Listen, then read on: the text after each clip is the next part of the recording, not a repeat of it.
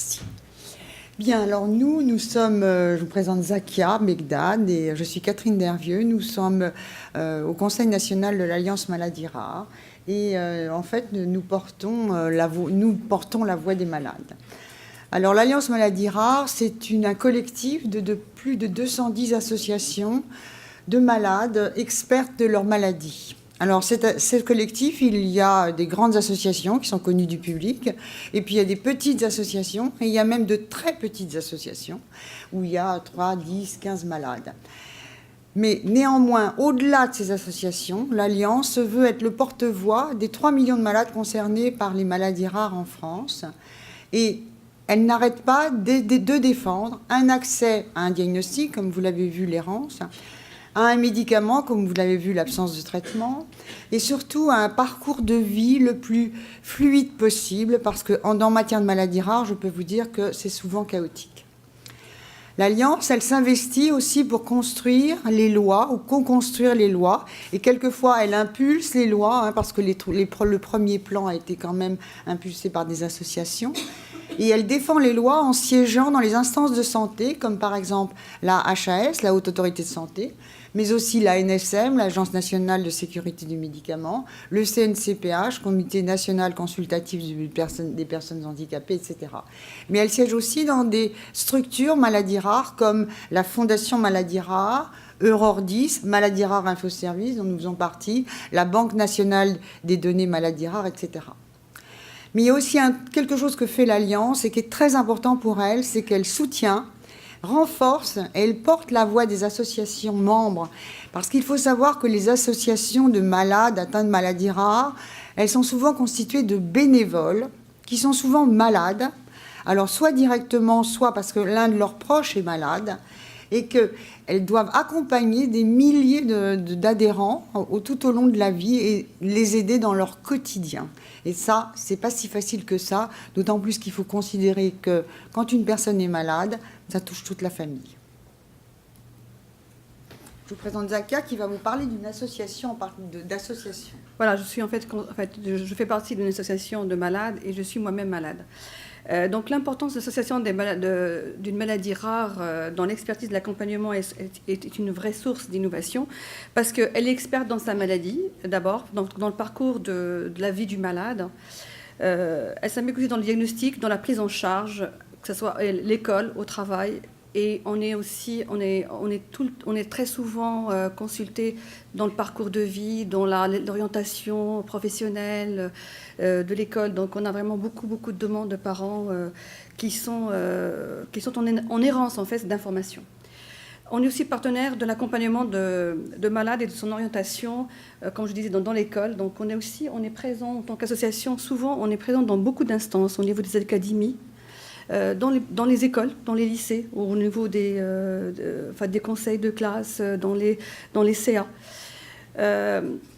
Nous sommes vraiment un groupe de parole et d'accompagnement, en fait, qui est très important dans la vie d'un malade porteur d'une maladie rare.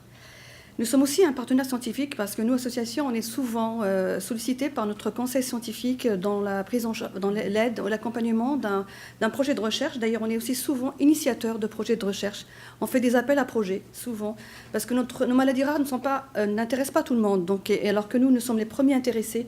Et on sollicite souvent les médecins qui nous aident dans nos projets, qui nous accompagnent pour justement trouver un soin ou un médicament dans le cadre de notre maladie. Donc c'est pour ça qu'on est vraiment un acteur de recherche. On est un acteur aussi dans les essais cliniques et on donne aussi nos avis dans les traitements, dans la qualité de vie et aussi donner aussi des éléments importants sur les effets indésirables. Nous sommes aussi acteurs dans la science humaine et sociale. Nous sommes partenaires de soins aussi, puisqu'on est en lien étroit. Et on se retrouve souvent dans les gouvernances des centres de référence, dans les filières, dans les réseaux européens de référence. Voire aussi, on est pratiquement le seul expert de notre maladie, donc de la maladie rare. Nous sommes aussi partenaires de l'information. Nous sommes souvent confrontés à des demandes d'information. Grâce à nos contacts et souvent dans le diagnostic, les malades nous sollicitent souvent, des fois, ou avant un diagnostic ou après. Donc la première des choses qu'un malade porteur d'une maladie rare cherche, c'est l'association qui concerne sa maladie. Nous sommes aussi partenaires en termes de formation, puisqu'on on initie aussi souvent la formation des malades, donc les écoles thérapeutiques du patient, parce que ça existe dans les maladies normales, mais je veux dire dans les maladies connues, communes. Par contre, dans les maladies rares, souvent, c'est les associations qui sont demandeuses du micro, excusez-moi. C'est la première fois que j'interviens, donc... en fait, souvent les malades sont demandeurs d'école thérapeutique du patient. D'ailleurs, nous, notre association avait initié justement un programme qui marche très bien, qui continue depuis 2011. Et il y a aussi maintenant, souvent, on a la demande de médecins qui demandent de former des malades dans les écoles thérapeutiques du patient. Et nous sommes aussi un partenaire politique, puisqu'on assiste aussi au plan national de maladies rares. Bien. Alors, bon, on vous a parlé des associations et vous devez vous dire, mais le médecin généraliste, là-dedans, qu'est-ce qu'il vient faire? Mais en fait, vous êtes très important parce que, en fait, le médecin généraliste, comme Thomas et Anna vous en ont parlé, il est, en fait, quand on est malade, on commence par aller voir le médecin traitant. Et il faut avouer quand même qu'en matière de maladies rares, les chiffres d'aujourd'hui, comme Thomas et Anna l'ont dit, l'errance diagnostique, c'est pour beaucoup 4 ans. Et il faut savoir que dans les maladies rares, la moitié, ça commence par une erreur de diagnostic. Et ce qui est très ennuyeux dans ce cas-là, c'est qu'il faut imaginer la souffrance du malade, qui est malade et qui ne sait pas ce qu'il a. Deuxièmement, il faut voir qu'il y a des traitements et des examens qui sont inefficaces, voire inutiles, voire dangereux, qu'il y a aussi des situations critiques qui ne peuvent pas être anticipées parce qu'on n'a pas le diagnostic, et en dernier lieu, les conseils génétiques, puisqu'en fait, 80% des maladies rares sont d'origine génétique. Donc, je recommence avec la petite musique, et si c'était une maladie rare, c'est une phrase qu'on entend beaucoup à l'Alliance, parce qu'en fait, ce qu'on aimerait, c'est que tous les médecins, devant un tableau clinique qui leur paraît très très bizarre, ou qui ne rentrent pas dans les cas, se disent « et si c'était une maladie rare ?» Car dans ces cas, on ne vous demande pas de faire le diagnostic, on sait que c'est impossible de faire le diagnostic. Mais en revanche, ce qu'on aimerait, c'est que vous envoyiez le malade dans les services maladies rares, et Thomas et Anna vous ont donné les moyens d'avoir ces informations. Le deuxième point où vous êtes très important, c'est que quand on est une personne, on est malade. Et quand on est potentiellement malade, on va voir son médecin traitant. Mais le médecin traitant, nous, malades atteints de maladies rares, on peut quand même avoir une angine ou une gastro-entérite banale. Et donc, on est obligé d'aller voir le médecin traitant. Et dans ces cas-là, c'est important d'avoir un médecin traitant. Et puis, en plus, on est des malades à 100% atteints de maladies rares. Et dans ces cas-là, il faut que vous soyez en capacité de vous connecter à l'expertise nationale, européenne, internationale, pour pouvoir participer à l'accompagnement du patient, du malade. Et puis en outre, vous allez accompagner le malade sur tous les aspects de sa vie. C'est-à-dire que le malade, il a une maladie rare qui touche, admettons, son rein, mais il peut avoir n'importe quoi, et vous allez, vous seul, avoir une vision globale du malade et de tous les problèmes. Et dans ces problèmes, je n'oublie pas les aidants familiaux, parce qu'en fait, prendre en charge, quand on est de la famille, prendre en charge quelqu'un atteint de maladie rare, ça affecte toute la famille. Et vous serez peut-être amené à soigner les aidants, les parents, la fratrie, etc. Et ça, c'est important.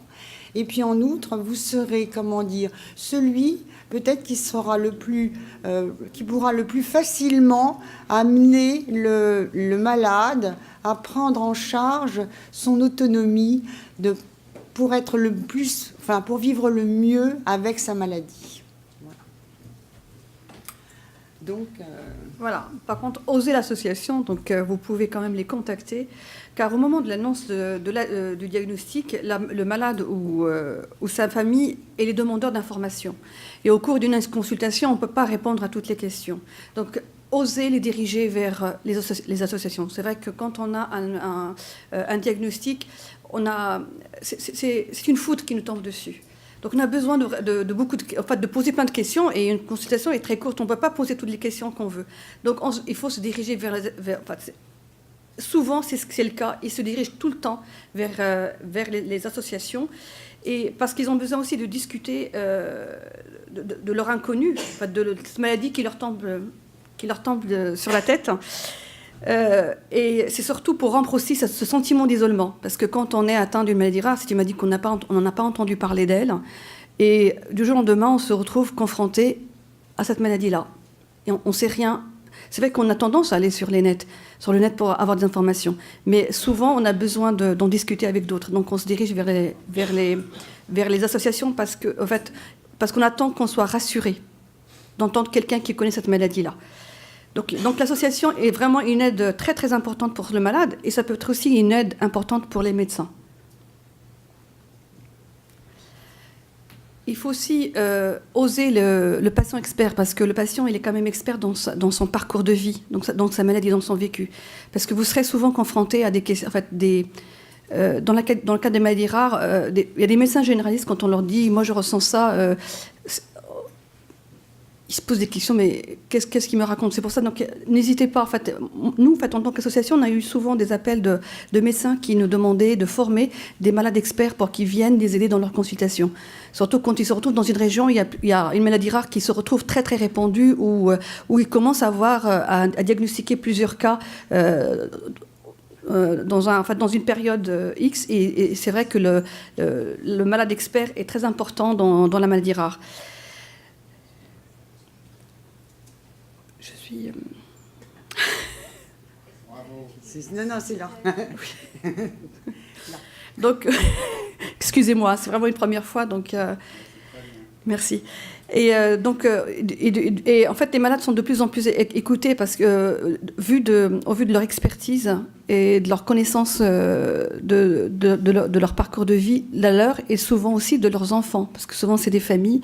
Donc, en fait, leur place est très très importante, d'où la nécessité de les former. Donc, parce qu'un patient expert, il pourra parler de son cas personnel, mais dans les maladies rares, on se retrouve souvent confronté aux mêmes situations difficiles. Donc, même si on a une maladie rare différente d'une autre, mais on a quand même des points communs sur les problématiques que nous rencontrons. Surtout dans les accompagnements. Donc, c'est pour ça que... D'où la nécessité des écoles thérapeutiques du patient et les formations au niveau des universités. Vous pouvez aussi les rencontrer parce qu'ils pourront vous être d'une grande aide, parce qu'ils sauront vous aider ou vous guider dans des situations qui sont difficiles ou que vous n'arrivez pas à comprendre. Un malade pourra mieux vous expliquer sa situation. Excusez-moi. Bon. En conclusion, en fait, je pense que vous avez compris qu'en fait, on a besoin de vous parce que dans les maladies rares, les experts sont peu nombreux. Hein, ils sont éparpillés sur toute la planète. Donc, l'enjeu est de connecter cette expertise internationale au plus près du malade et où qu'il se trouve, hein, parce que la proximité, c'est important. Hein. De nouveaux outils sont en train de voir le jour dans le domaine des maladies rares. Ils sont indispensables. Il faut savoir que les associations participent déjà à cette évolution. Et ce qu'il faut savoir, c'est que les maladies rares, les maladies sont rares, mais les malades sont de plus en plus nombreux. Que les malades sont rares, mais les maladies rares sont de plus en plus nombreuses. Ça a l'air un petit peu antinomique, mais en fait, non. C'est que la science faisant des progrès, on va avoir de plus en plus de maladies, et dans les maladies, on va avoir de plus en plus de malades. Et donc, vous aussi, comme les associations, vous êtes un acteur incontournable hein, de cette évolution, de faire en sorte de connecter un malade qui est à côté de vous avec une expertise qui est loin de vous. Pour nous, c'est indispensable. On ne peut pas faire autrement, puisque l'expertise, quelquefois, elle est à 6000 km. Donc, on ne peut pas faire autrement. En revanche, ça pourra servir dans l'avenir pour la médecine de demain. Et c'est pour ça qu'on a besoin de vous pour faire évoluer ces outils. Et ils seront forcément la médecine de demain, parce qu'on aura des endroits où il n'y aura pas de spécialistes. Et on aura besoin de connecter l'expertise de ce spécialiste aux médecins traitants. Je vous remercie de votre attention.